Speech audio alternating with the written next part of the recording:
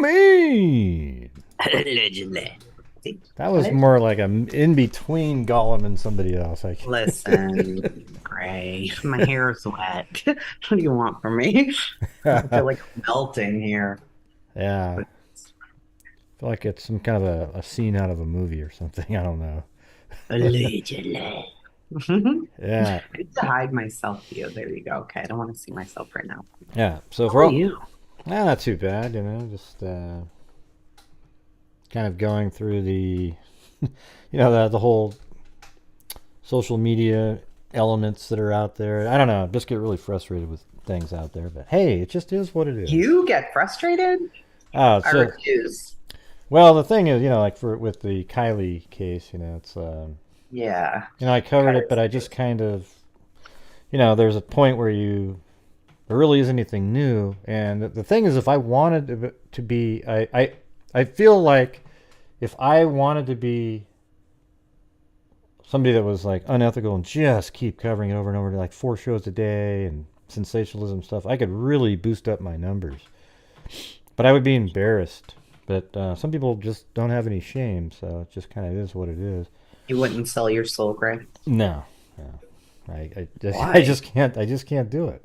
There's cases that I cover more, like Delphi, because right now there's something's going on there. There is. There's a lot going on there right now. Yeah, so it's like I don't know. I can't really. That's one I've been following for years, but I do hundreds and hundreds of other cases, and it's Right. You're always going to get the frustration from the social media, though. You know? But people always say you're But, just jealous. No, that's well. See, the problem is it's not. If it jealousy would be something that I had no control over, I just wish that I could have those people and but I could. I literally could. I sure, could. yeah. With my skills and everything, I could sell the most fantastical, crazy stories, and people would be like, We "Wow!" should start a conspiracy theory channel. Oh boy. Yeah, maybe. Would be awesome. We'd have like 1 million subs in 2 minutes. Yeah. Yeah, no, we're not going to do that. So Yeah. Gray's been covering the Lori and Chad case, off and on for quite some time. He's talked to many of the people in the case. I've always followed it. I probably only did 3 or 4 videos, but it's such an interesting case.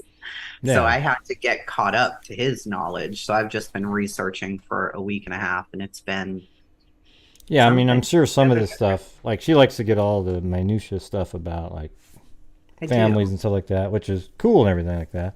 So I don't know some of those elements, but I know the parts that are directly related to what's going on here. It's crazy. Right. It's it's one of the craziest cases I've ever seen. And I remember when I was talking to um, what are their names again? The grandparents. Man, it's just weird how they pop out of my Kay head. and Yeah, Larry Woodcock. Larry. Yeah, Kay and Larry. I was talking to them before it was even a YouTube sensation. It was just sort of like we were having conversations and so forth.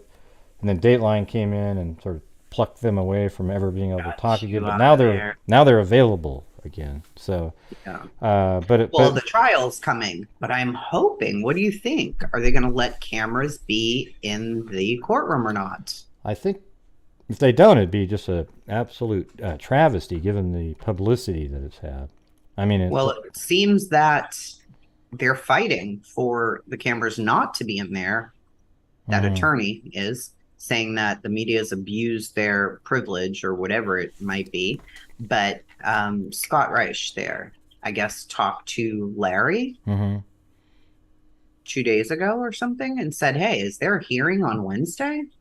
Oh, And Scott said, "Yeah, there is." And he was like, "Great, we didn't even know about it." is he there in? I I don't mean, know, but I know well, that he had no idea that they were having any kind of court proceeding this past Wednesday, yesterday. okay. So, and I guess it was about having the public be able to see what's going on in this case.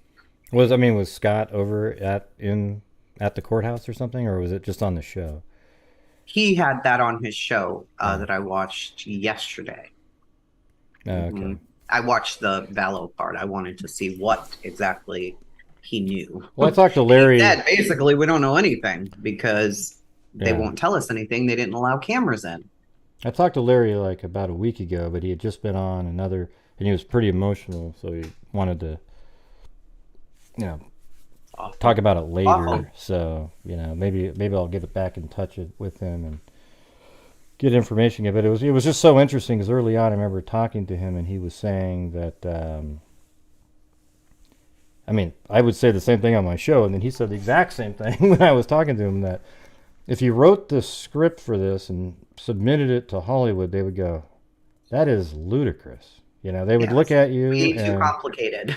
No, yeah, and not only that, just the storyline itself. They would just go, "That's okay." Yeah, I get it. I think they would really feel it's an unbelievable story. They'd And want you to, even, as I researched it, I was thinking, is this stuff real? Like yeah. nobody was arrested prior to this or really in a lot of trouble. Did anybody notice how crazy these people were? I mean, I guess not. Yeah. I don't know. It doesn't seem like anybody understood.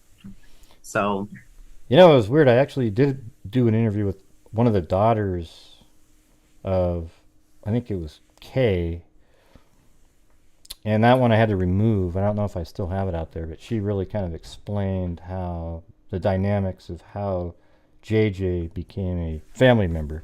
So I'm gonna have to, I mean, a family member of Lori and right. Charles. Sometimes it's hard to remember all the names or just like that, but There's so many people involved in this case. I mean, when it blew up, just there's these missing children. Where could they be? And the mother's in Hawaii or wherever she is. And I just kept thinking, well, maybe a family member has them. In the beginning, that's all I kept thinking. Oh, maybe a family member has them yeah. somewhere. But then when she didn't show up and all of this stuff started happening, I'm like, this is not a good situation. I thought that they may have been not alive once I read their doctrine, like with the dark and light and zombies. I mean, it was. That's when I Goodness went, gracious. okay, that's how they could justify that. Right. And But, in order to figure out who people are, we have to know where they came from. that's right. That's Right? right. So that's Uh, what we're trying to do. So that's why this is a part one, because this is a very complicated, long situation with a lot of characters in it. And Gray will probably stop at some points to insert stuff that he has that's different from what I put into the presentation that we're going to show. yeah, and hell, I think there might even be a hitman that's part of this cult. So we'll have to see. Imagine that. All right, so should we just get going? I think we should. All right. Let me make myself almost as big as you. I feel kind of like now I'm tiny down Do you here. feel small? Yeah, hold on. There we go. Well, now I'm outside of the screen, so just a second. I have the same camera you do now.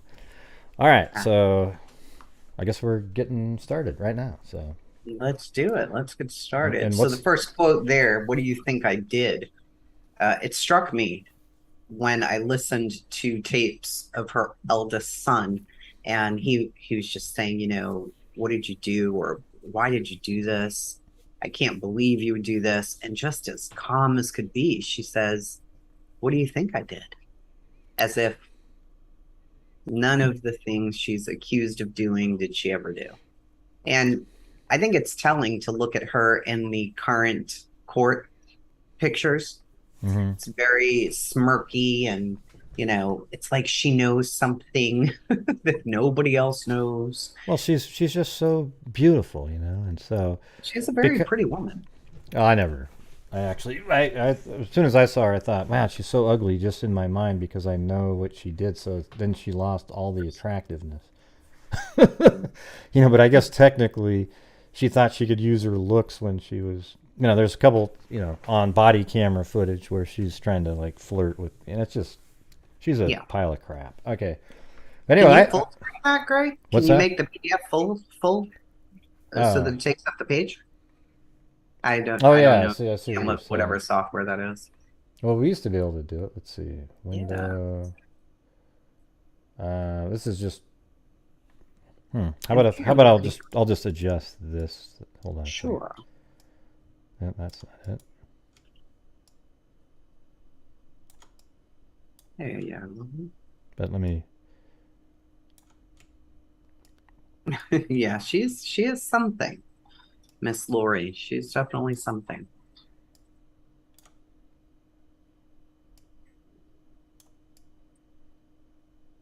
Is that better? I think that looks great.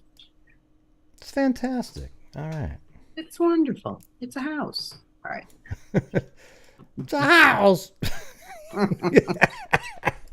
else? That guy is crazy. Let's see. So funny. It's a house. There you go. Okay. There you go. Yeah. All right. So I actually take when I see this, I say, what do you think I did? That means she's not even denying. She just wants to kind of see what he thinks. You know. Yeah. So Like, all right. what do you think I did? So here we go. We're going to the next page here. A little bit. Yeah, so I got this from Murder Radio, and Gray actually has one with the faces, and the people are no longer with us.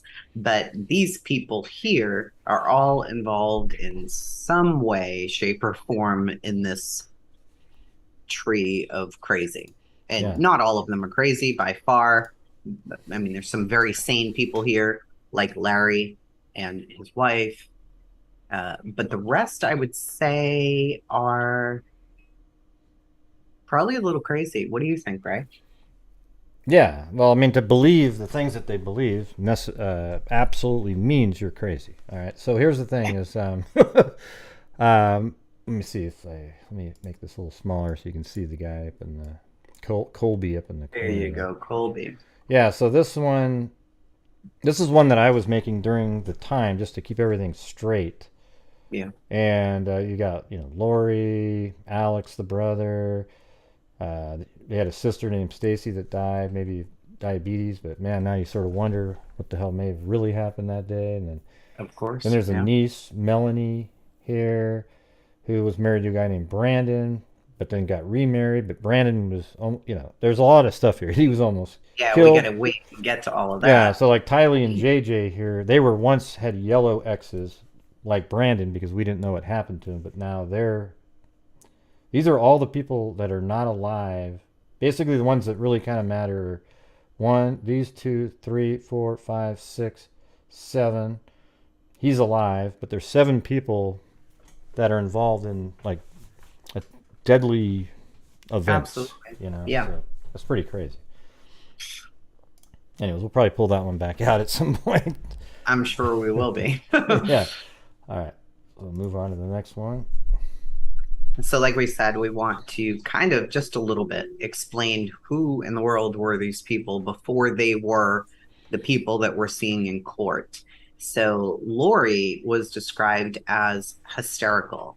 She was super friendly. She was a very good girl. She was sweet. She, would get up super early to go to church every day before school.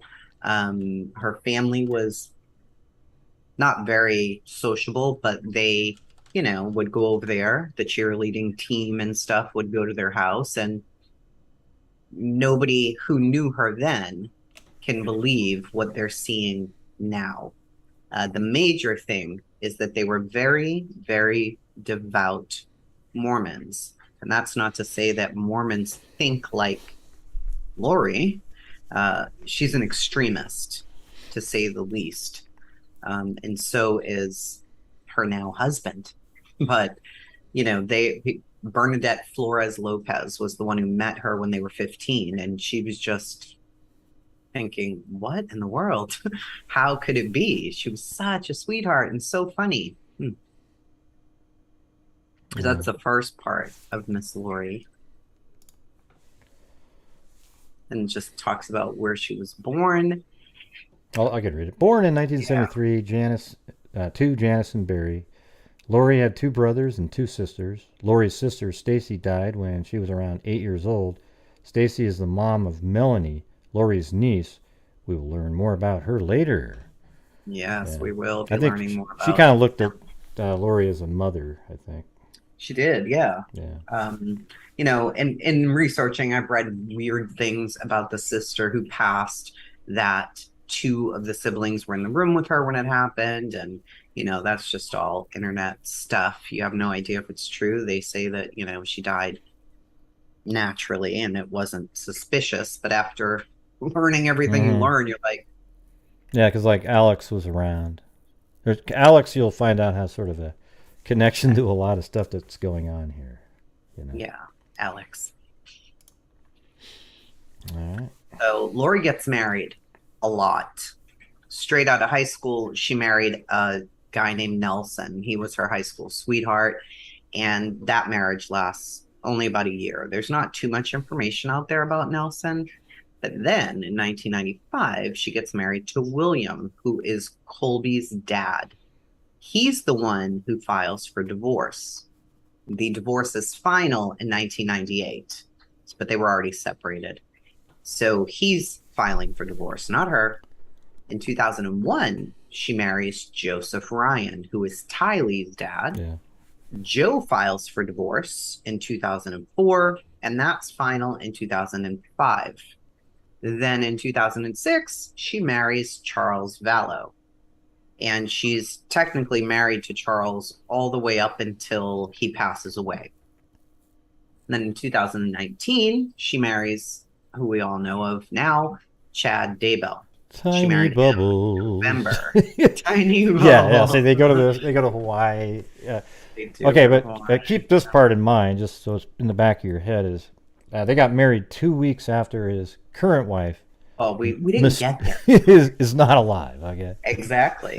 Which is so absolutely wild. And look at his face. Oh, you're He's the so happy. greatest. Oh, wow. He's very happy. Right? I have doing a little hula dance there. Yeah, I've got like about 5 photos from then. We'll probably show those at some point. I mean, some of this stuff this is just sort of an overview a little bit, right? Yeah. This is like just the overview, beginning stuff. But yeah, I never had a chance to review her PDF because she goes, "Great, I sent it to you an hour ago," and I go, "What are you talking about?" It was the sources.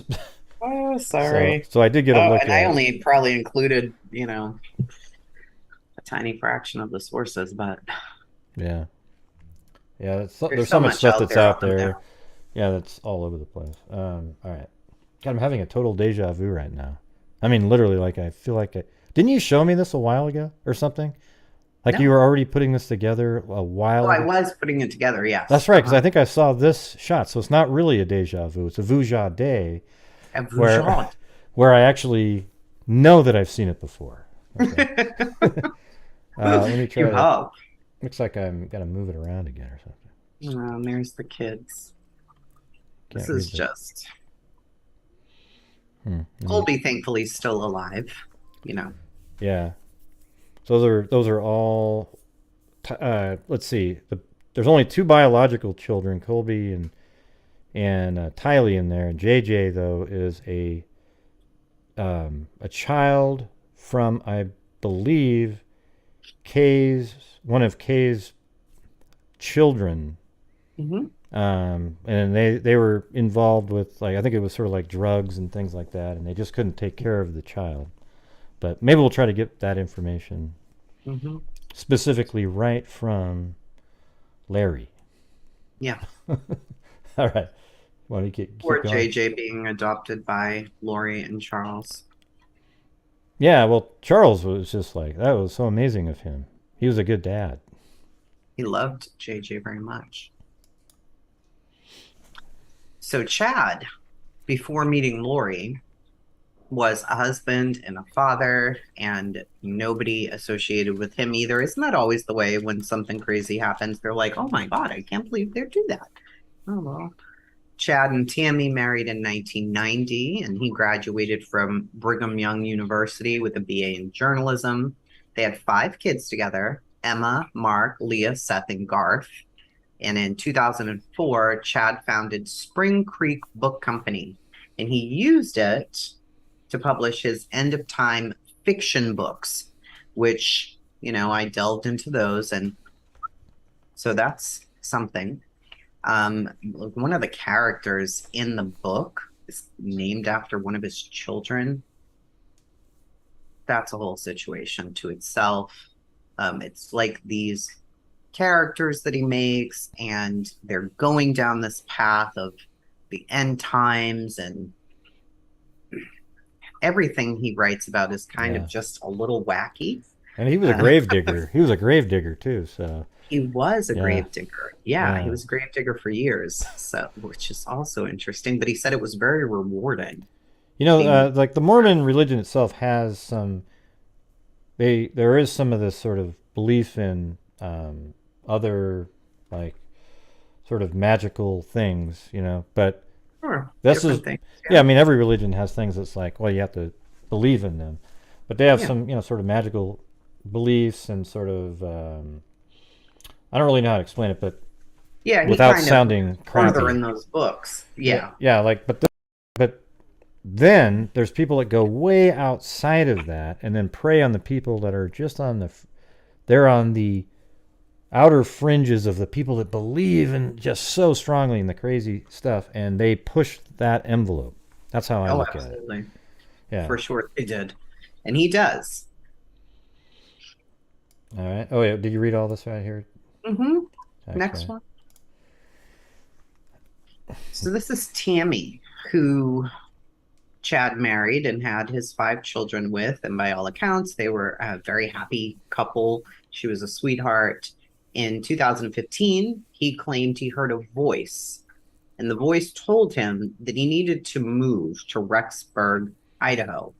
And he approached his wife with that, and she was kind of like, "What?" And he said, "Oh, no, no, no, no. Don't worry about it. Don't worry about it. You know, we'll leave it there for a minute." And he hears another voice not so long after, and he feels like, okay, this is confirming to me that I need to go, and we need to go. So she believed in him, and they picked up and left and went to Rexburg. Idaho. It's a pretty big Mormon community there too. Like there's a Yes. lot of church. I guess it's LDS churches there. Is that the Mm-hmm. term? Yeah. All right. Here we go. I guess I could read this one. This is the history of that exactly. Yep. On the way to the cabin, we stop at a gas station in the town of St. Anthony, north of Rexburg. As I filled the van with gas, I looked south back over the valley.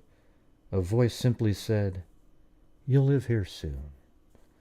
I was genuinely surprised to receive that message. We were firmly entrenched in Springville. I was still I was still the cemetery sexton at that time, and Tammy had just taken a secretarial position at Springville High. I knew she wouldn't respond very well to this new information, so I kept it to myself. Besides, what did soon really mean? There was no need for Tammy to worry about it if we weren't supposed to move for a couple of years. Mm-hmm. Yeah. So they went out there to visit, you know, have a visit with family, and it's when hears the first voice. And then in early February, he had another vision. I was walking on a path, and I came to a fork in the path. As I looked down the right fork, I saw in the distance a glorious city with a temple in the center of it. A voice said, "Moving to Rexburg will be a tremendous blessing to your children and grandchildren." Sorry, 1 second. Okay. Oh, look at Chad. Well, he got a foot off the ground there. That's not bad. I got to give him credit for that. 2017 photo of the Daybell clan.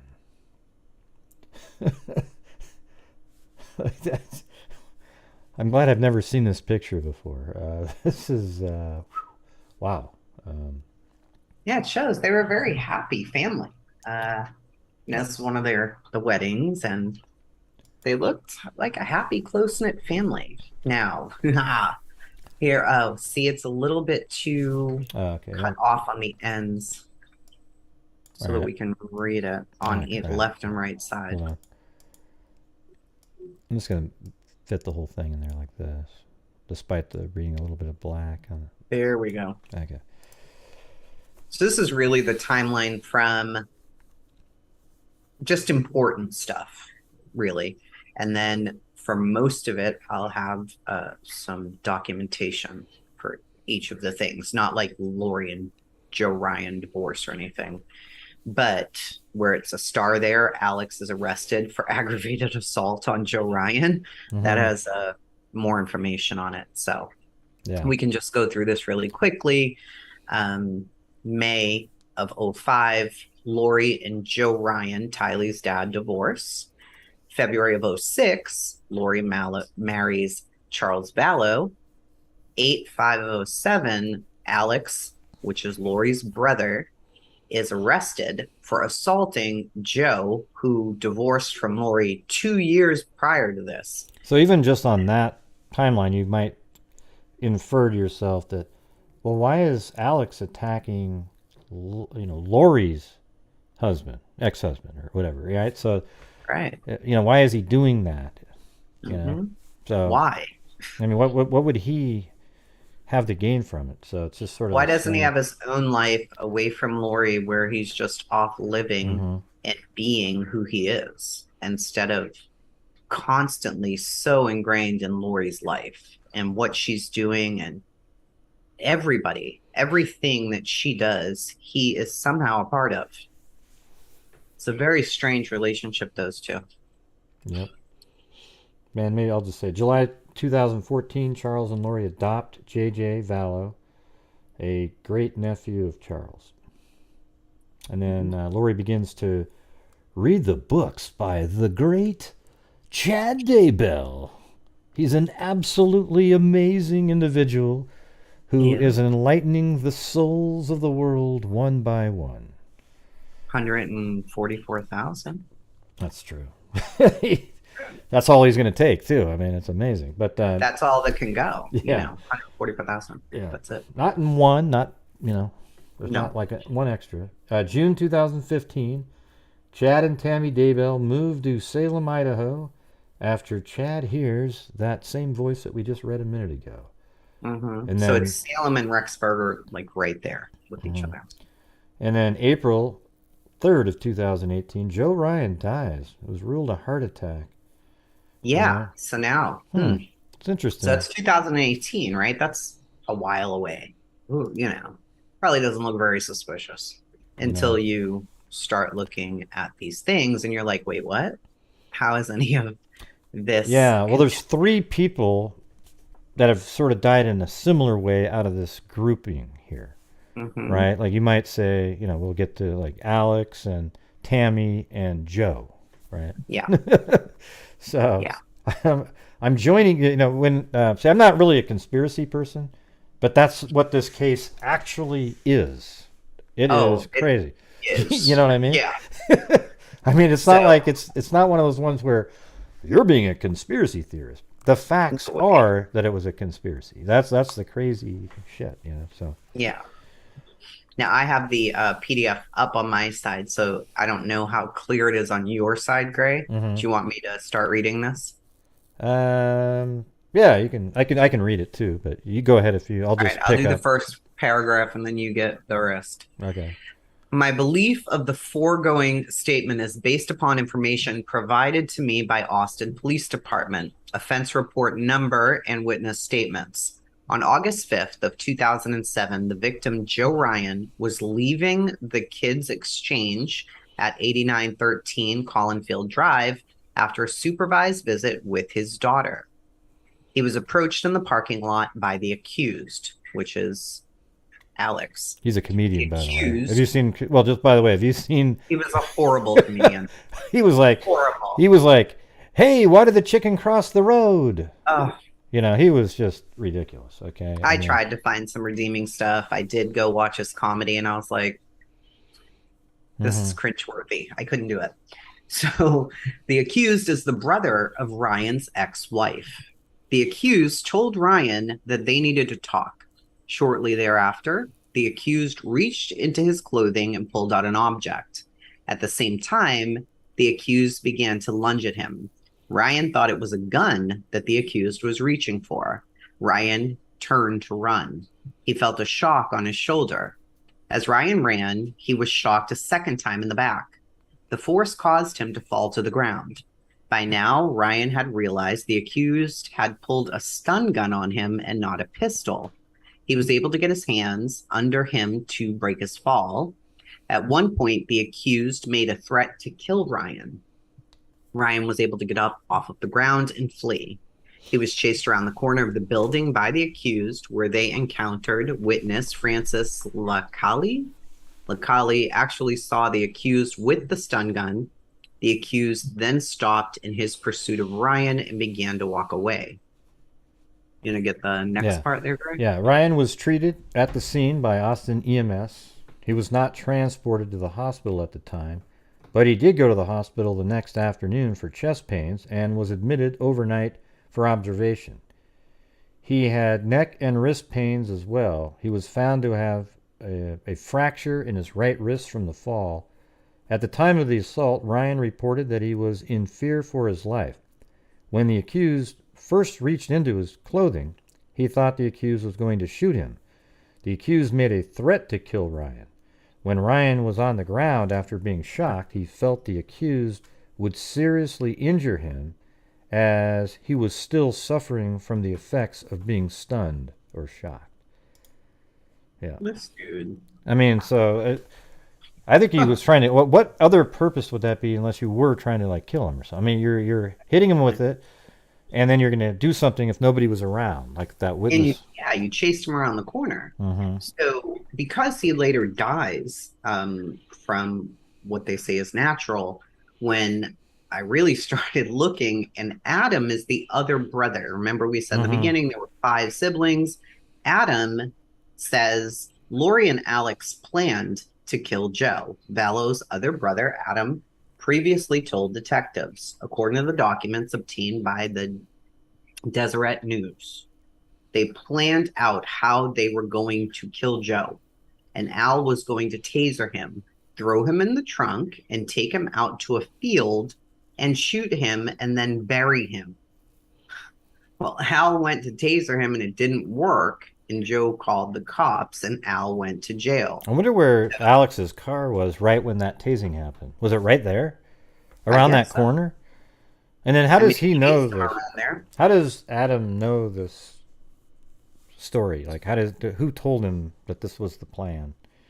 I don't know. I don't think that they had the major, like, detach all of the siblings until later. I don't know who told Adam, but he feels that they were really going to kill him. And I would say he's 100% telling the truth because we're going to hear some audio about it from Lori's own mouth. Let me turn on my this stupid ringer just a second. Yeah, they are. They're awful. Okay. These people are awful. They're awful. Oops. Oh, and then, there you go, Greg. Okay. Can you read that? While in jail, Alex wrote this letter to a friend asking for Joe's info. I apologize for the boyfriend joke. I couldn't make it work. You suck as a comedian anyways, but let's see. I'm a psycho. I'm not sure what that is. That Mr.? What is that right there? It says Min. I think it's maybe a nickname. Okay. Min. Min, would you do me a favor? Call Janice and ask her to put Joe's address on a postcard and his license plate number. I think it will be popular in here. No name, just address and a plate. So maybe he's looking for a hitman inside the jail. Thanks. Absolutely.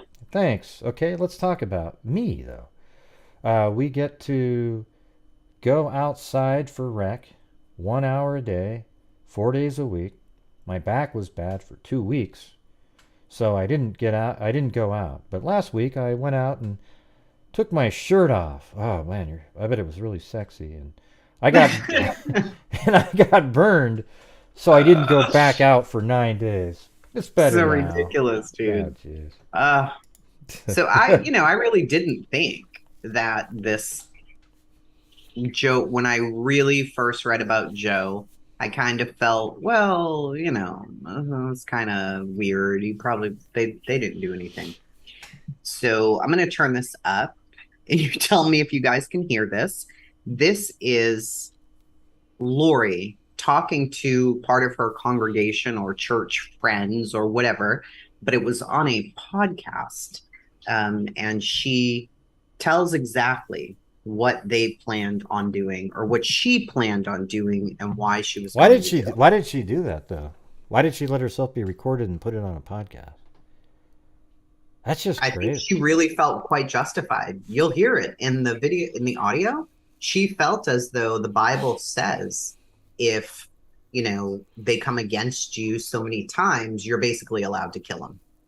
If they Yeah. try you too many times, you can just get rid of them and it's no problem. Yeah, I wasn't sure like when, because Joe dies in 2018 but after I learned that Alex, the same person involved with virtually every single other person here, maybe even including himself, is, when he tried to taser and do all that crap back in the day, then you start going, the timing just sort of everything now doesn't make a lot of sense as being an accident.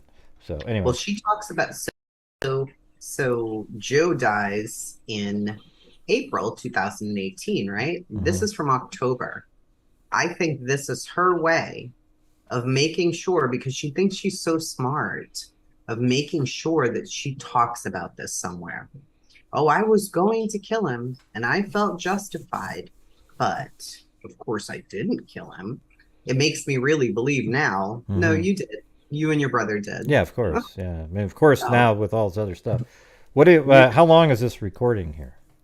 we'll just listen to the relevant parts. It starts at 42:18, which I have queued up. There's just some parts where she starts going off into weirdo land, but I'd say it's a solid 15 minutes of her basically admitting that this is what she was going to do. So I'm going to hit play. Good crowd. Yeah, good crowd. Good energy, and I appreciate that. But I want to start by saying that I am a personal witness of the resurrected Jesus Christ. I am his advocate. Hey, can you hold on 1 second? It's kind of muffly, blurry. Remember how we did this last time? Is it playing out of your system, or is it just your another thing? You know what? Let me see. If you send it to me, I can just play it. You can tell me the time. I don't think I can. It's an hour and 30-minute MP3. Oh, well, how about an email? The podcast. Let me pause this. Hold on. Oh, it's so it sounds muffled, you said. A little bit, yeah. If I share my screen and audio. Yeah, let me give you. Hold on. Let's see what happens. Yeah, let me do that. Hold on. It might be better to do it that way. I don't know. Multiple. Okay, there you go. Let's try it. Share sound. Let's see how this sounds. Everybody way better. With all of these people, that they would play these parts in my life so that I could be here at this time, and it's a very important mission. Can you turn it up at all, or? I blame no one but myself for what has happened in my life. It's louder. When people hear my story, they're like, can't believe that you did that, can't believe you lived through that, can't believe that you're still here. But I too, like Melanie, have had the love of Jesus Christ wash over me. There is nothing like that on this earth. It is life-changing and eternity-altering. I love my Savior with my whole heart. I have had some wonderful experiences. I have been ministered to by the angel Moroni. I have seen him. I have had lots of angelic ministry with people who wake me up 4 o'clock in the morning and tell me things to do. I no longer need to sleep very much because I'm woken up constantly by angels and giving me instructions on things that I can do to help further the Father's work. I don't know if you want me to tell the story or you don't want me to tell the story, but I feel like you do want to hear the story. Your story's pretty meaty. Yeah. Are you awake now?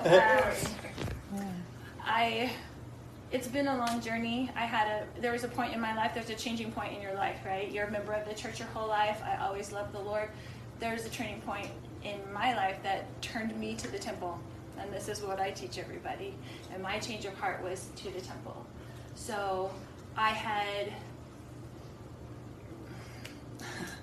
had been married to someone who was very awful, who raped my children, and I had divorced him and gotten away from him, and he had joined the church. He spoke in state conference. Everyone. That's complete bullshit, by the way. Did you hear what she just said? Yeah, he didn't rape anybody. That was complete bullshit. Yeah, I rewinded it just so people can hear this again. I'll just start by saying that I am a personal witness of the resurrected Jesus Christ. I am his advocate, and I am. Colby even admits that never happened. I know him, and it was a hard road to get to know him. It's not an easy road, but it's everything that I chose in the premortal life that I sat down with him, and we discussed what I would have to do to get to this point. I knew everything I was going to do, and everybody agreed, and I made covenants with all of these people that they would play these parts in my life so that I could be here at this time. And it's a very important mission. It's something that I signed up for, so I blame no one but myself for what has happened in my life. When people hear my story, they're like, can't believe that you did that, can't believe you lived through that, can't believe that you're still here. But I too, like Melanie, have had the love of Jesus Christ wash over me. There is nothing like that on this earth.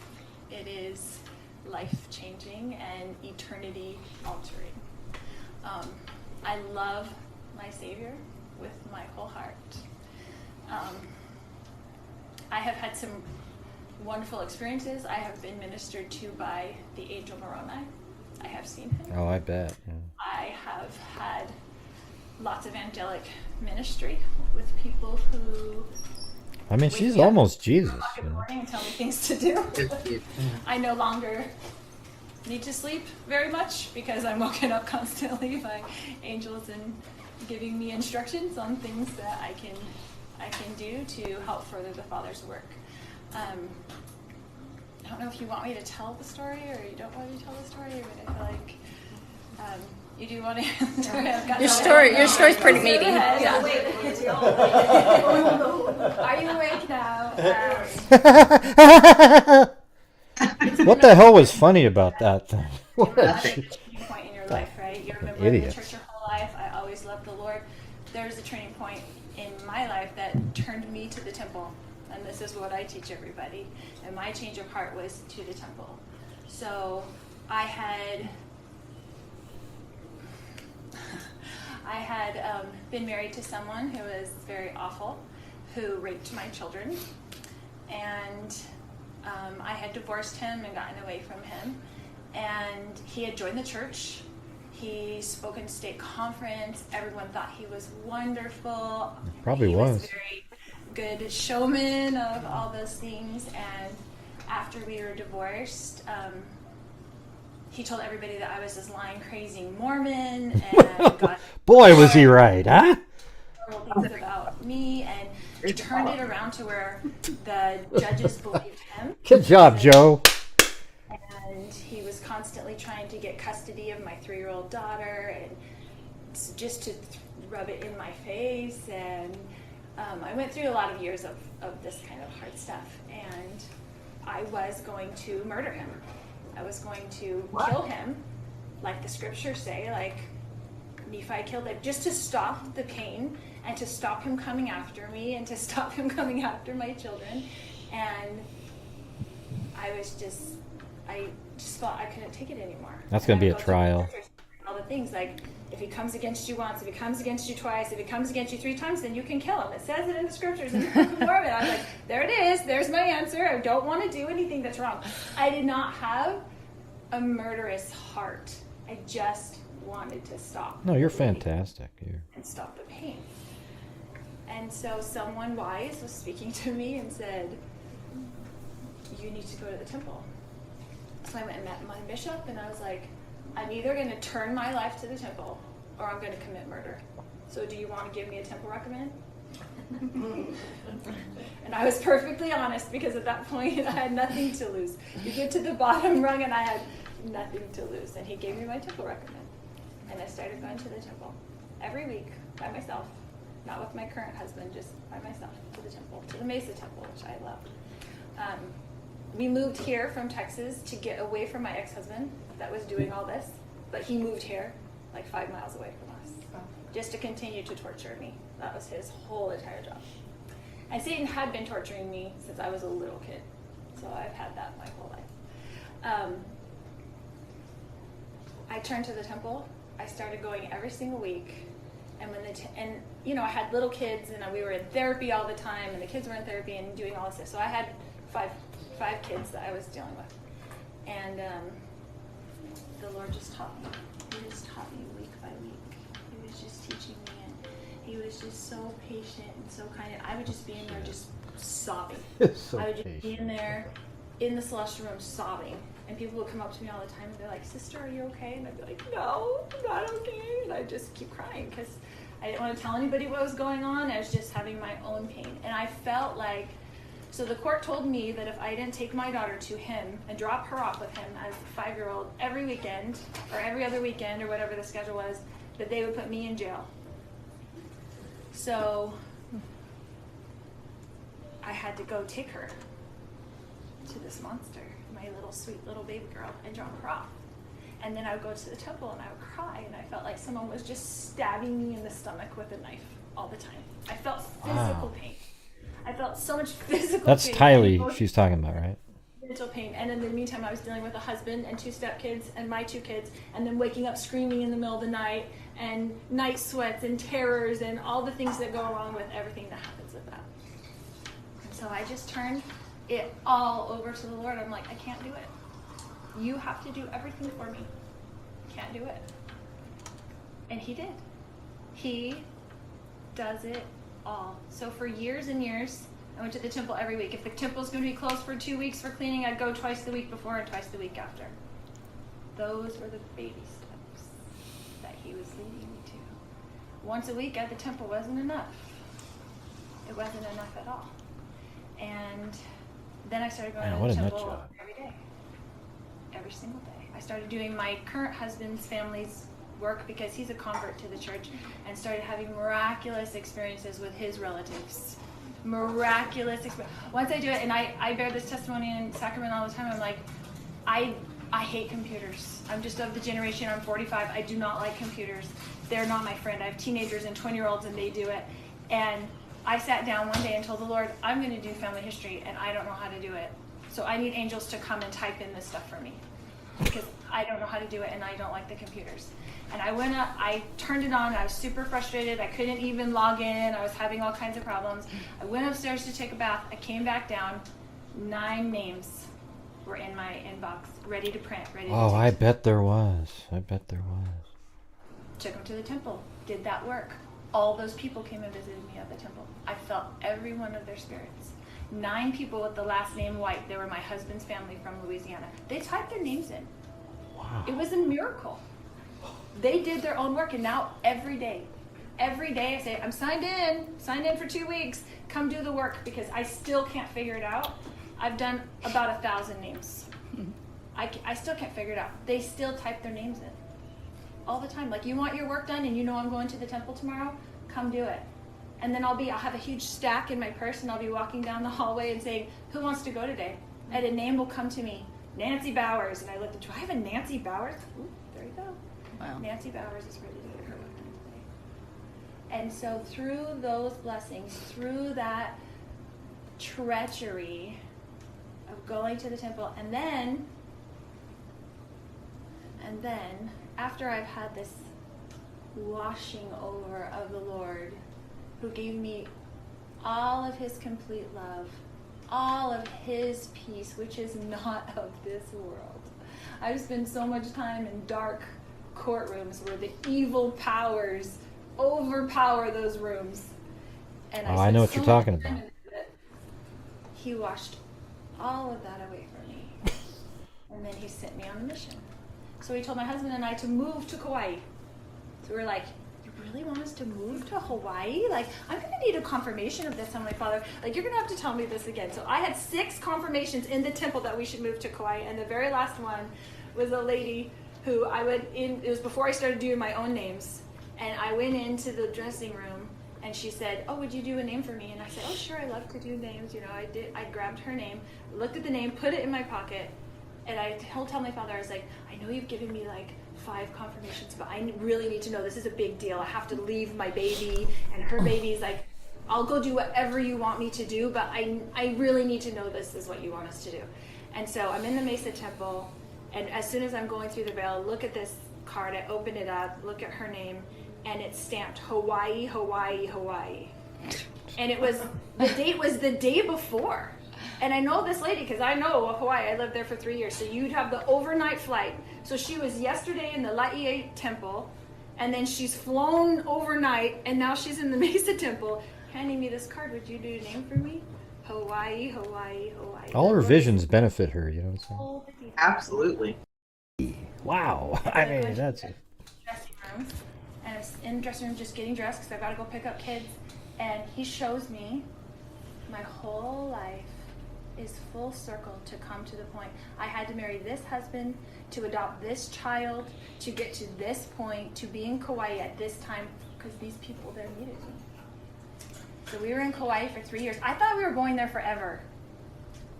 I loved it there. We were in this tiny little branch. I served as a primary president. I loved those children. We had so much fun doing that.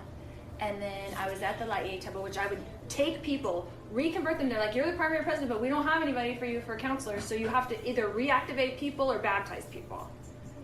So I reactivated 2 sisters, went with them to the Laie Temple, flew them over to, because you have to fly from Kauai to Oahu to go to the temple, got them their endowments, helped them through the whole temple process, because that is where the Lord is, for he walks those very halls. He is there. Wow. And I said, the Church of Jesus Christ of Latter-day Saints is the gateway to get you to the temple. I don't know about you, but I'm sold. I'm done with the show. I gotta go follow that. You should. That's just. Yeah, I mean it's a very strange bit of audio, and she's quite clear. You know, he brought her a miracle because allegedly she didn't have to kill him because he died on his own. So that's really the miracle that she's talking about in this audio, which is, you know, it goes from 42 minutes to 1 hour and 28 minutes. We're not going to listen to all of that. So quit sharing your screen so you're on the screen again. Yeah, I have to stop sharing. Yeah. It's wild. Yeah. And they're very interested in hearing what she has to say, and they're okay with it. See, that's the scary part to me. And it's my kids. Yeah, well, what's scary about it to me is, you know, it's actually very similar to certain, you know, the conspiracy wild ass YouTubers where you got the comments that are just like, these people are just, wow, that's so great. Nobody's questioning anything, right? They're just accepting it as a reality. And, you know, that's just human. I guess there's just a portion of humanity that's like that. Yeah.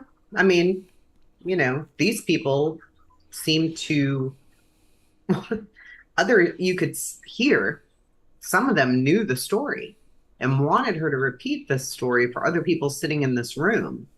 And I'm thinking, when I started to listen, you know, she's talking about rape of children and how she was going to murder him and that she felt completely justified.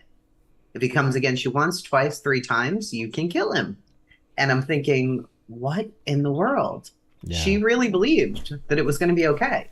And none of it's true either, because Colby even said, no, he could have easily helped his mom out and said, oh, yeah, he definitely, he used to abuse. He goes, that never happened. And, I did come across some articles that said he confirmed it.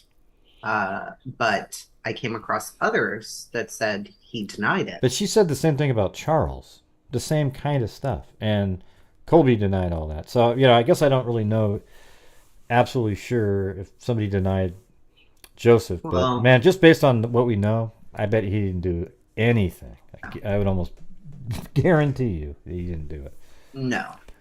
Based on what his attorney says that I have in here in the next slide, I think it's maybe the next slide.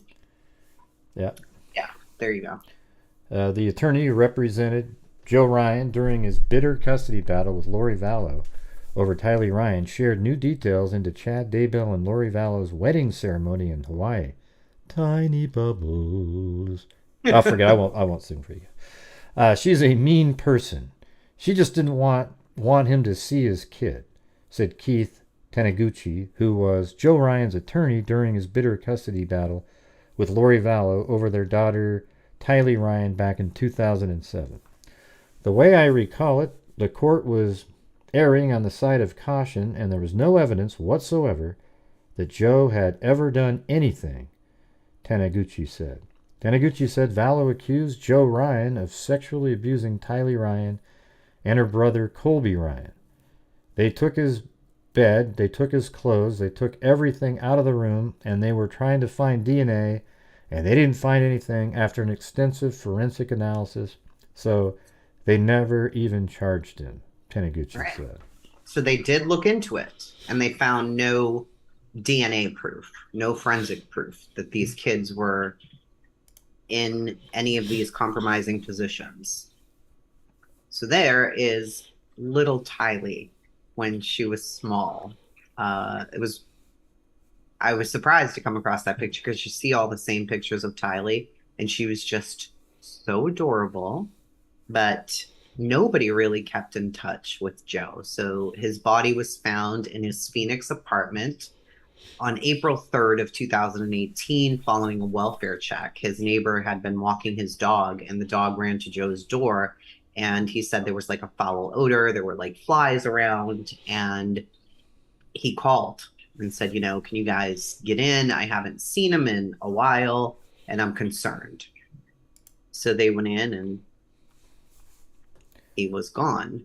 Divorce records. Interesting. Yeah, divorce records state Joe would obtain $350,000 life insurance policy, and Lori, amazingly, would be the sole beneficiary.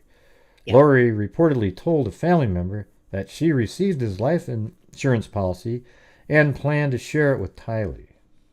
She never went to his funeral. She never went to any of that. And when she was notified about Joe, she said, "I'll be sure to let Tylee know. Thank you." That was it. So did she actually end up getting that money from the whole thing? I don't know. Annie Lyddix is so Annie Cushing is Joe Ryan's sister. She has a website where she is like, it's interesting, very techie. She records all this stuff. So I'm gonna check around on there and see if I can find out if she ever actually got it. But it was declared in that divorce agreement. I mean, he had to pay her a lot of money for child support. Plus, he had to obtain a $350K, and Lori is the sole beneficiary. So I don't know. I always thought that was like the money was for Tylee, but she controlled it. That's what I thought. I don't know. It was in the divorce decree. I didn't see anything about holding it in a fund for Tylee or escrow. Because why would he keep her as a beneficiary of his life insurance? Why would he keep that? The court ordered that. The court documents ordered it. Wow, how shitty is that, man? God. I know. I mean, I read through them all again this morning and was just like... I mean, that means the court ordered a possible motive for him being murdered. I mean, that's ridiculous. By somebody who says that he is sexually abusing children. Right. And then later on goes on to even admit she shouldn't have got a nickel. They should have played the podcast in court and said, look, she shouldn't get a nickel of this. This is, look into this a little bit. Yeah, I don't know, man. That is crazy. It is very crazy. I was baffled reading that, thinking, okay, her brother attacked him. Can't they go back and get this divorce, the paperwork adjusted in some way? I mean, the brother already tried to kill him. And if he's successful next time, what? She gets $350K? So this was the incident briefing for the welfare check. The Phoenix police received a call for service at the location of blank East Baseline Road, apartment blank. The call was from the victim's neighbor in the apartment. Roy said he came out of his apartment. His dog began scratching at the neighbor's door. When Roy walked over, there was a strong smell and flies inside the home. Roy called the leasing office, who then called 911. Police arrived on the scene and contacted Roy. They contacted the maintenance person for the complex, Rory James. Rory could not open the front door because a secondary lock was engaged from the inside. He used a ladder to access the balcony and entered through that window after moving the screen, which was still in place. Joseph was found on his bed in his bedroom in advanced stages of decomposition. He was pronounced deceased by the police. No next of kin were contacted at this time. And then there's the next one there. At approximately 1300 hours, 1 o'clock p.m., I spoke with Lori Vallow, the ex-wife of Joseph Ryan. Lori told me she had not heard from Joseph in about 2 years.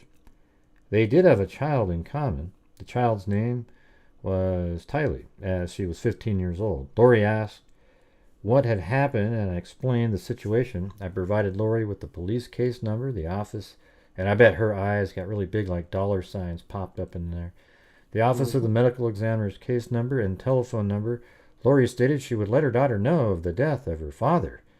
And immediately, I bet you, if you had a camera on Lori when the phone hung up, she did a jig. She was like, wow, yee-hoo, right?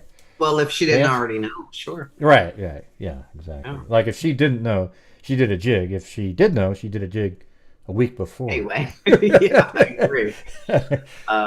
So they did a autopsy, and they said the manner of death was natural, right? So on 4/19/2018, I contacted the Maricopa County Forensics Center, referenced the post-mortem examination results for this case. I was reported of these findings. The cause of death was articular sclerotic cardiovascular disease, and the manner of death was natural. The investigation conducted by the Phoenix Police Department supports the findings of the Maricopa County Medical Examiner. This case is now closed. So he was, at whose request, I don't know, cremated. Well, that's another. Well, that's what somebody else should have done, later on. But we'll get. Yeah, I mean, but him being cremated ensures nobody's going back to find out anything about Joe. Yeah. So who made the choice to do that? Exactly. Who was the person who made the decision to? Yeah. Chad, what was it? Go ahead. And let's say it was Lori. Let's say Lori's the one that said to cremate. Then she was probably angry, probably 2 years or a year or so later when somebody else didn't do that. Chad, for example. Because, that's such a crazy...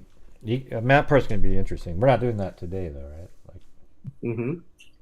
We're not going to Chad today, right? The Chad and Tammy. Okay. No, we won't even get that deep. I mean, we're getting closer, but we won't get there. I just want to mention, though, in 2021, the aunt of Tylee and the sister of Lori Vallow's third husband, Annie Cushing, spoke with KTVB about why now she's urging police to please reopen the investigation into her brother's death. 3 years ago this month, police found Lori Vallow's third husband and the father of Tylee Ryan, Joseph Ryan, dead in his apartment. His cause of death was ruled a heart attack. Now, Annie Cushing is pushing the Phoenix police to reopen the investigation after she said new photos of her brother prompted unanswered questions. She says, I just want them to investigate his death, to do a real investigation. His death has not been investigated. They did do a review of the case, but no one ever reached out to me, and I've been very vocal as far as my concerns and the photo albums. Cushing said she wants to send a message to the police department that she isn't alone in this. I have access to a tiny fraction of the information that I could have access to, and I found all of these issues. Cushing said she received photographs from a reporter at KSL in Salt Lake City. The photos were taken by the police the day that they found Ryan's body in his apartment. She said the photos sparked a lot of questions. One of her first concerns is that it appears Ryan was getting ready to go on a trip with Tylee due to the feminine products in the house. Cushion added that she found out Lori Vallow was in possession of a box of photo albums from Ryan's childhood. According to Lori, law enforcement let them go in and take whatever they wanted. But now I question, why did police allow Lori to just walk out with files from her ex-husband that just don't pass the sniff test? I have lots of concerns. All I'm asking is that they do an investigation. While Cushing won't say that her brother didn't die from a heart attack or was murdered, she feels there's just too much weight that was given on the external examination. As far as the trial of Lori and Chad, she thinks it's a bit of a clown car. What article is this from? This is from KTV, KTVB7, and it was in 2021. I know that just from reading her website so much, I know she was asking, she wanted somebody to look further into this. There was the instance where Lori's allowed to come in. She hasn't seen this man in 2 years and walks in and just takes what she wants to take out of there. I don't really think that was appropriate. And his immediate family hadn't been reached out to either, which is a huge problem. I don't think there's Lori any really. didn't even care. I don't think there's even any way to solve that one, because he was cremated and Alex would have been the one that would have moved things along, and he's dead. And Lori's not going to say, "Oh yeah, we killed him too. He had a dark spirit," or she's not going to admit that. Exactly. Yeah. Then there's nothing that they can do now. But I guess she had told people that friends of hers or whatever who came forward later, oh, he's eventually going to die. I don't need to worry about it. And they came forward, and it's just like, yeah. Gosh, why aren't people putting this together? This guy could have done that. Oh, here we go. I'll do that. Okay, excerpts from the book Lori was reading by Chad Daybell. Daybell. Let me see. Chad Daybell. There we go. All right. Let me get this thing. I gotta fix this. All right. When I finally hit the water, I felt like I had slammed into concrete. A shock went through my body, and I saw white light. I felt an audible pop at the base of my skull and thought, "Oh no, I broke my neck." I quickly realized something even worse was happening. My spirit was partly out of my body. In other words, he was almost a zombie. During these few moments, I could see on the other side of the veil. I saw an endless white plain in all directions, as far as the eye could see. I was spiritually changed. I had glimpsed another dimension, and it felt like home, because I live in the Twilight Zone, and I'm always in another dimension. I mean, the guy's an idiot. Good Lord in heaven, help us all. I read this, and so this is how he ended up being who he is. He had jumped into the water, and his friends always told him, you got 9 lives because you have all these near-death experiences, but this was the special one, when he hit the water and his spirit started to leave his body. And I think that's sort of the genesis. It's sort of like the genesis of, the theories and whatnot, the doctrine that they come up with. Right? Yeah. His most read book is The Great Gathering, Standing in Holy Places. It received 3.67 stars out of what? Out 5? of 4. Oh, 4? Oh. On Goodreads, yeah. Okay. Let's see. Verily. But, many weren't very popular, but this one was. The Great Gathering was very popular. So are these quotes that are right here? Oh, this comes straight from it. Remember, his daughter's name's Emma. Okay. Yeah. Verily, this is the word of the Lord, that the city New Jerusalem shall be built by the gathering of saints. In the near future, Tad and Emma, North and their children live in a United States that is growing increasingly wicked, which you're very much a part of. The Norths and their extended family notice that many Latter-day Saints are being deceived by alluring temptations, and they wonder how much longer the Lord will allow American society to continue its downward spiral. Then long. comes an invitation from church leaders for the saints to gather together. This invitation isn't well accepted and even openly mocked, but those faithful church members who trust in the Lord soon find themselves accomplishing monumental tasks. Mm-hmm. Like what? Join Huge. these Like join you. Mm-hmm. join these humble yet heroic saints as they embark on an unprecedented journey to build New Jerusalem. New Jerusalem, yeah. The Great Gathering, the first novel in the Standing in Holy Places series, paints a vivid picture of exciting prophesied events that still must occur before the second coming. If you have an interest in what awaits the members of the LDS Church, this series should definitely be on your reading list. I mean, I don't know about you. It's supposed to be fiction. Yeah, but listen to me. I don't know about you, but just reading this, it makes me want to buy all of his books and just delve in and really start, believing this stuff. You should. Yeah.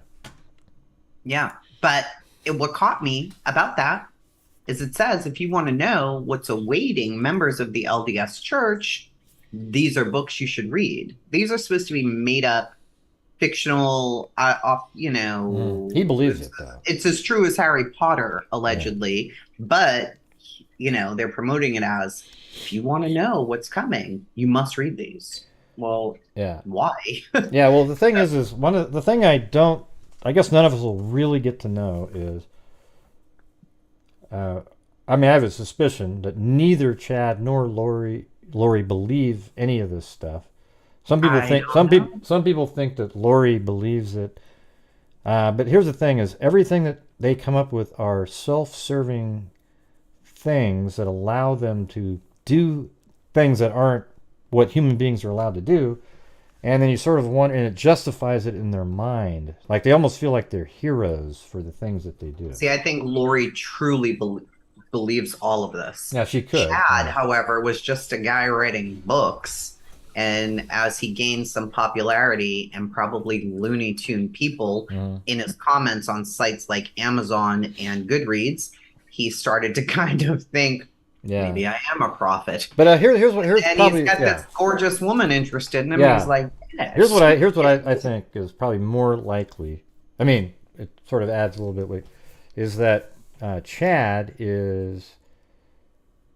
he comes up with these doctrines and so forth to achieve how he wants everything to be. He wants these people out of the picture, But Lori was too willing to believe and wanted to believe because she wanted that life too, so was willing to believe it. So it's kind of like in this gray area of belief.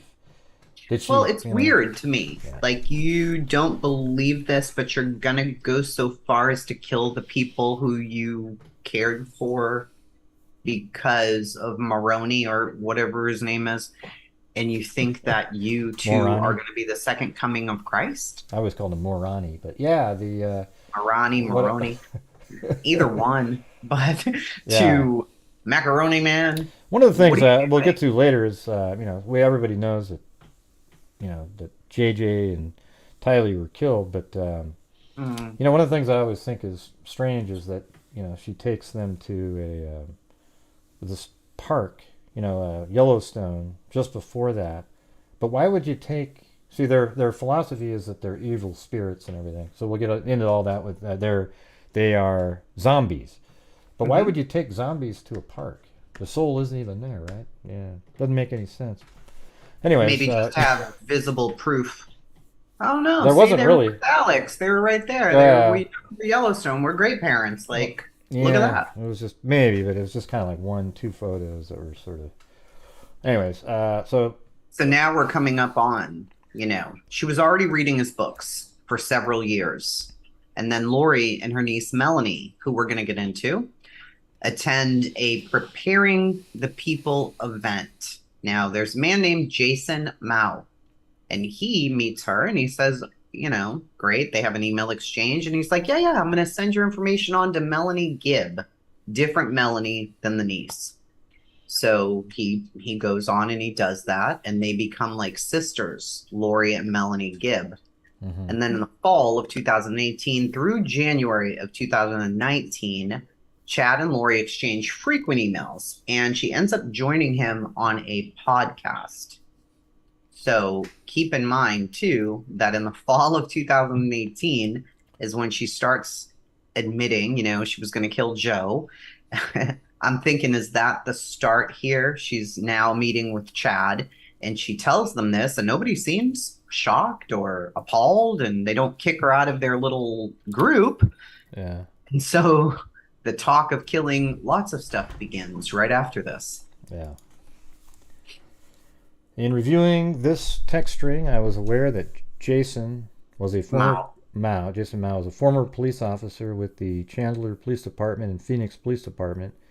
He is a motivational speaker with the Church of Jesus Christ of Latter-day Saints, who has spoken at an event in Arizona, where Chad Daybell was also a guest speaker. Mao speaks of the warrior ethos and preparing yourself for the final days. I then did a keyword search and learned that it was probably Chad. It was Mao or is that that Mao? introduced. Keyword search using Mao and learned that it was Mao that introduced Lori to the Preparing a People group. Mm-hmm. It's not Chad there though. Okay, so and then on October 1st, 2018, Lori sent Jason Mao the following message. Hi, Jason. Well, you should do it. Hi, Jason. This is Lori Vallow. We met at the Celestial Room on September 21st. I like have read to and enjoyed. Do the two Valley of Girl. your Use a books. Valley Girl voice for me. Does she have like a Valley Girl voice? Yeah, I just think it would work better because she's okay. dumb. Hi, Jason. This is Lori Vallow. We met in the Celestial Room on September 21st. And I've read and really enjoyed 2 of your books since then. I just love Maroney so much. I'm not good at social media. So I was just going to give you my number and email you so that if you felt inspired, you could put me in contact with some like-minded people. I would love that. I did talk to my bishop about having you come speak to our youth, and he said he would love that. Where do you see this situation when you forward this, Gray? You're going to be like, wait, what? Yeah. Hold on. He replies, go ahead. Thank you for those kind words. I will pass your info along to a lady named Melanie Gibb, who is the point of contact for a lot of stuff we do. Also, Say your name again. Melanie. Gibb. Go ahead. Melanie Say it again. Gibb. Melanie That's Gibb. not how you spell it. Is that it? What'd I say? Melanie Gibb. Oh, Melanie Gibb. There you go. Yeah, these are all these characters. Like if you're doing a movie, you do a freeze frame on them and go, Melanie Gibb. Da-da-da-da, move on and like, who is the point of contact of a lot of stuff we do. Also, you and Nicole might want to check out this website, preparingapeople.com. That's www.preparingthepeople.com. There's a big expo in November in Mesa for like-minded people, and you all should come. Great speakers and events. Jason. Now, keep in mind, this is the man who introduces her to the wildness. Next page, please.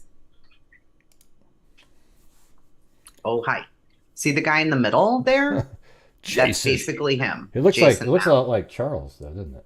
A little bit. Somewhat like In Charles, his face, yeah. in his head, yeah. Yeah, he's a decorated Army paratrooper, government contractor, SWAT team These leader, idiots. gang and narcotics detective, bodyguard, spokesperson, motivational speaker, mentor, and business owner.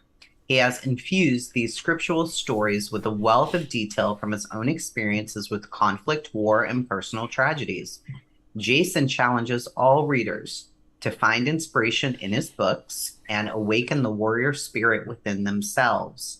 He also appeared in podcasts with Lori and Melanie. He has been questioned by law enforcement. We will show his interrogation along with many other interrogations as we're going through this series. He was an officer in the area where they lived, and a lot of people were concerned. Was he helping to cover up? Is he some kind of hitman? Because he had the skills needed to do a lot of this stuff. I never really had him as part of, like, the smartest. Yeah, I've never really had him as part of anything. Well, I really wanted to know how in the world did she ever come across this guy? And I knew she was reading his books, but that didn't seem like enough to me. I'm like, there's got to be something in there. And I came across Jason Mao, and I've watched some of his speeches. I've heard his name before. He's still active. Julie Rowe is the one that was always made me, because she liked Chad and she always defended him, and she's the one that had his ear and would suggest, "I'm having visions of Tammy not being alive."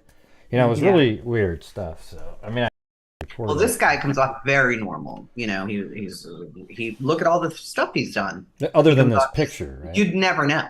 I mean, like this picture, he's serious in this picture. Oh, that's the book cover, yeah. Oh, yeah. Right. Please go to his website and share it if you would. Just type in Jason Mao. Oh, let's see. Could you do that real quick? Because we're almost right at the end of this, but I don't. Let's see. Yeah. Well, don't dox all of us, though. Hold on. What do you mean? Like, What's his website?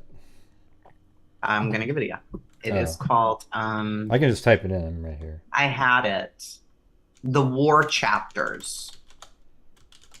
TheWarChapters.com. Is it M-O-W? Wait, yeah.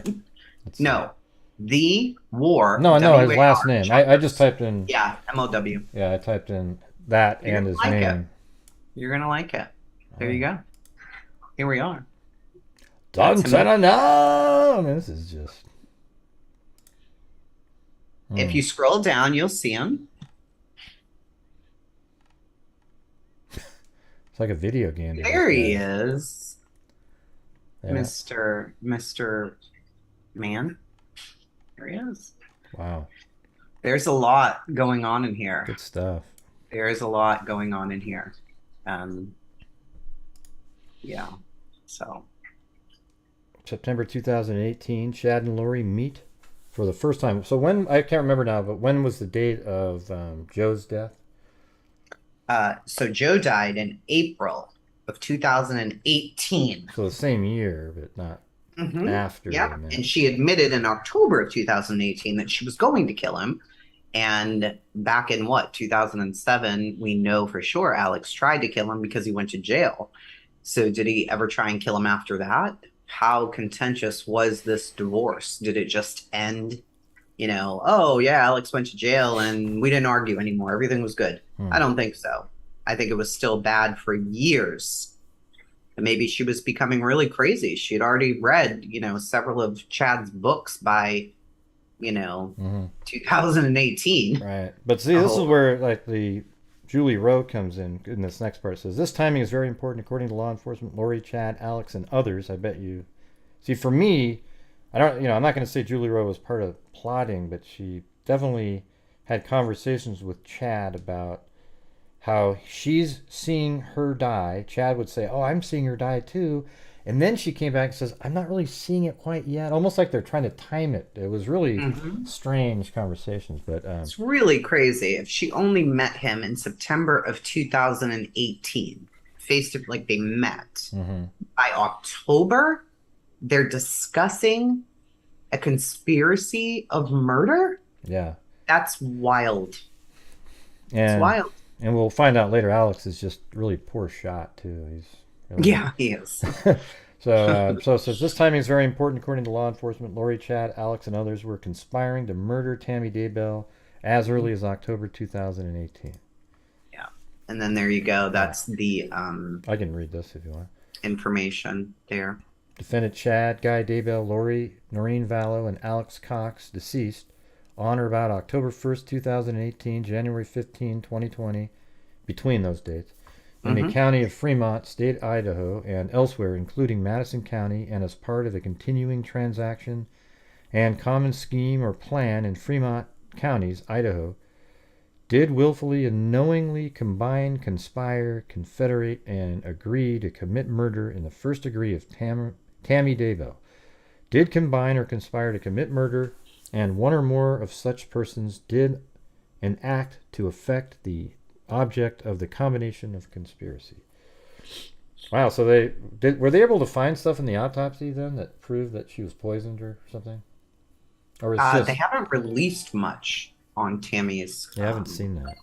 Oh Lord, sorry. I have somebody from Connecticut. Yeah, I guess that's end of part 1. There you go. That's the end of part 1, and there's so much more. I mean, I know this was long. Maybe we could try part 2 on the weekend. Maybe we do like weekend Thursday, like that. Yeah, we're gonna have to, because there's so much. Yeah, it just keeps going on and on. It goes on, and it gets so much more devastating, and it's a lot. Yeah, it's crazy. It is crazy. That was pretty. It was fun to get back and try to, start remembering all this stuff. Any thoughts? I mean, it's pretty crazy. I mean, it's just I didn't even barely even started yet. I think when we go over the document, that I think it was. Well, first of all, let's see. It's Melanie, the nephew, the niece, is no genius.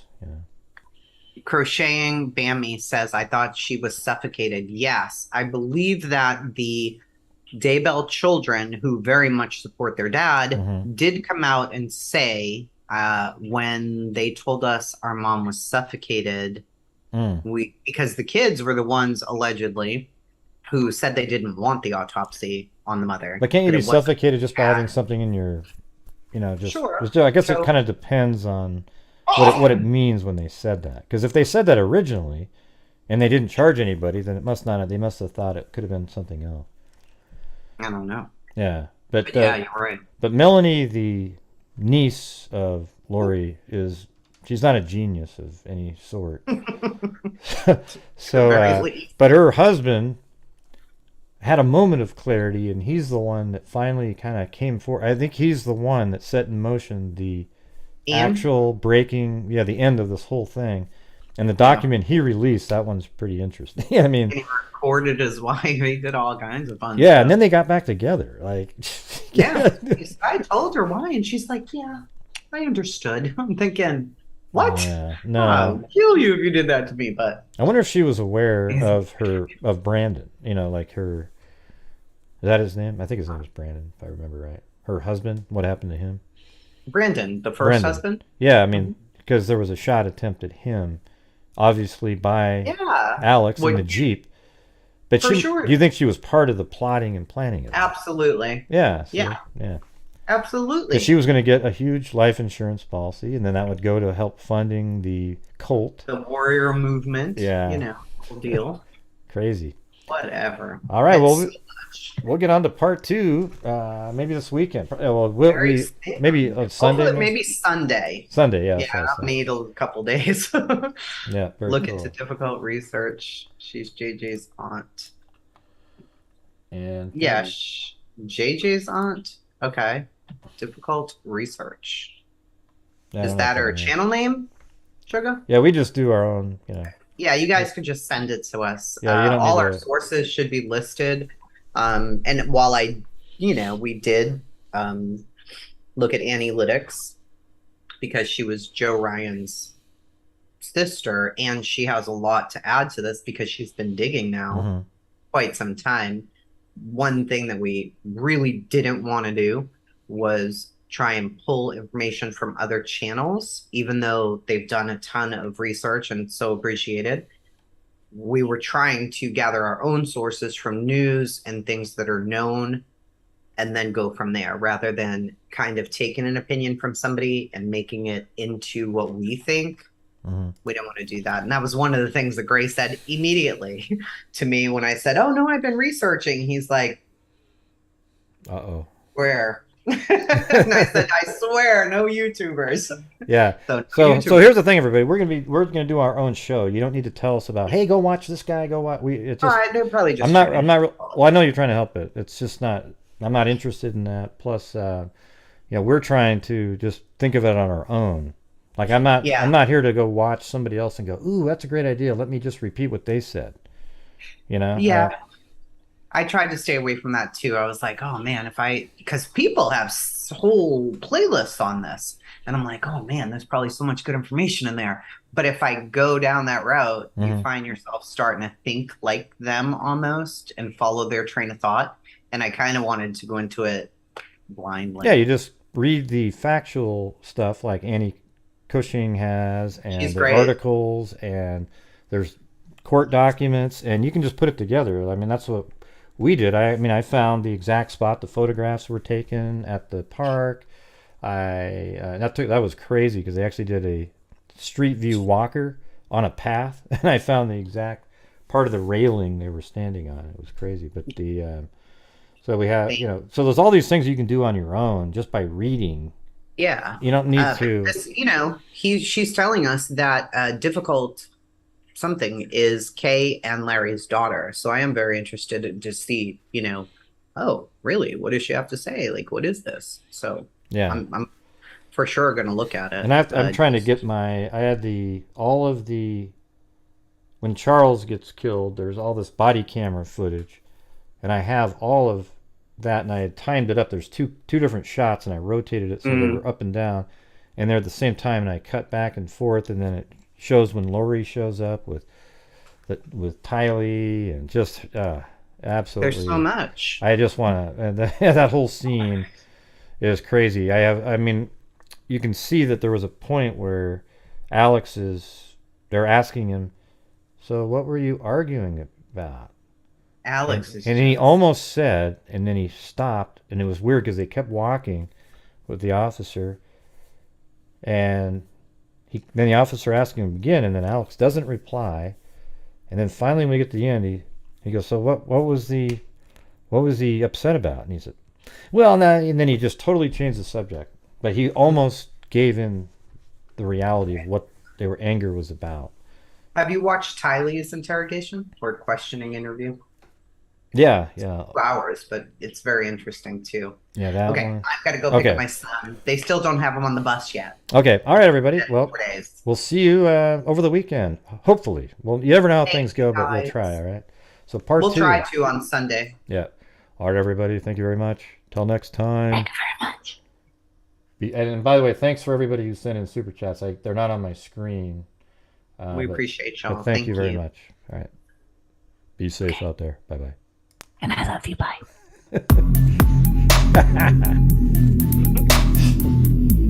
Bye, Gray. Bye. Bye-bye. See you later.